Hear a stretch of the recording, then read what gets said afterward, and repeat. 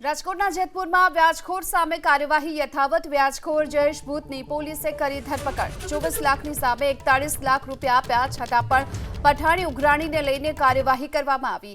ફરિયાદીના પરિવાર પર અભદ્ર ટિપ્પણીનો પર જયેશ ભૂત પર આરોપ છે, જેમાં અરજદાર અશોકભાઈ રાઠોડ 24 લાખ રૂપિયા 2018 થી 2021ની વચ્ચે ટુકડે ટુકડે વ્યાજ ઉપર લીધા હતા। આ રૂપિયા વ્યાજ સહિત ટોટલ 41 લાખ રૂપિયા ટુકડે ટુકડે પરત કરવામાં આવ્યા।